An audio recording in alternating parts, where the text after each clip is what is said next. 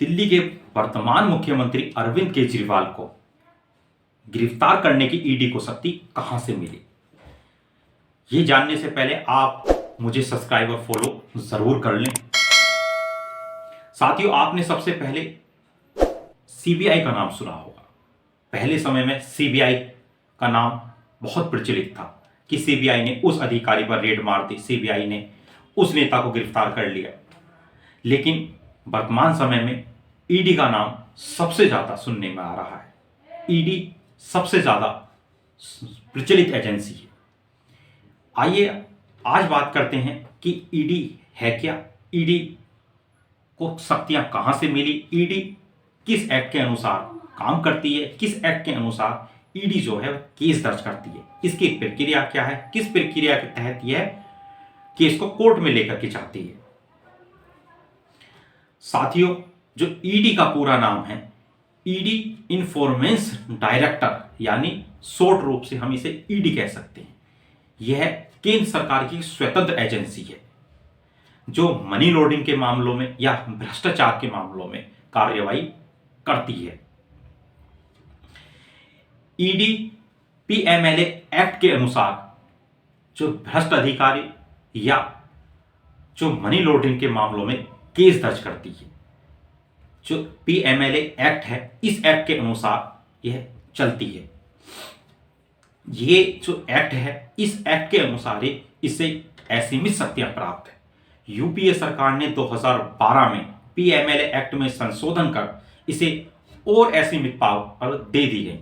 2012 से पहले इसे 30 लाख तक के मामलों में कार्रवाई करने की शक्ति प्राप्त थी, लेकिन 2012 में यूपीए सरकार ने इसे संशोधन कर इस लिमिट को खत्म कर दिया, इसकी पावर असीमित कर दी गई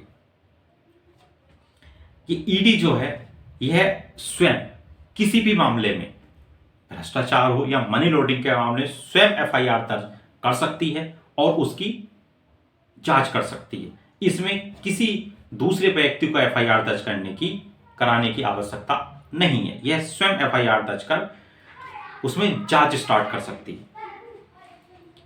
जो ईडी है, ईडी किसी भी अभियुक्त को धारा 50 के तहत समन भेज सकती है। जो धारा 50 है उसके तहत ये समन भेजती है। एक बार समन भेजती है, 2 बार समन भेजती है। जब वह व्यक्ति आ जाता है तब उसे गिरफ्तार भी कर सकती है। जिस व्यक्ति को ईडी ने समन किया था वह उसे गिरफ्तार भी कर सकती है।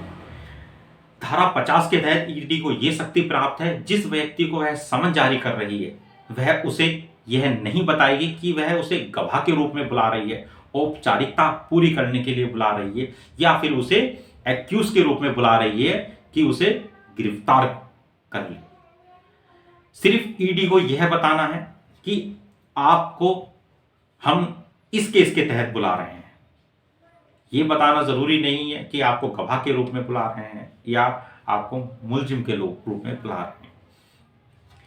यदि जो समन किया गया व्यक्ति है वह स्वयं पेश नहीं होता है तो ईडी को धारा 45 में यह पावर है कि वह उसे तत्काल गिरफ्तार कर सकती है। उसे किसी भी सरकार से अनुमति लेने की आवश्यकता नहीं है।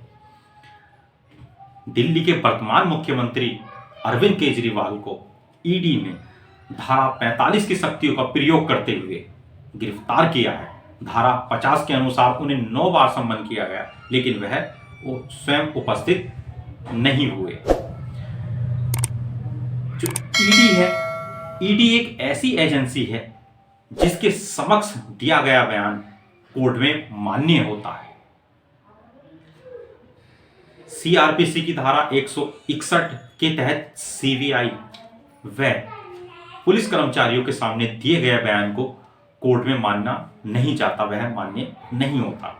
लेकिन पीएमएलए एक्ट के अनुसार यदि ईडी के समक्ष कोई व्यक्ति या कोई राजनेता या कोई नेता कोई बयान दर्ज कराता है या बयान देता है तो उसे कोर्ट को माना अनिवार्य है।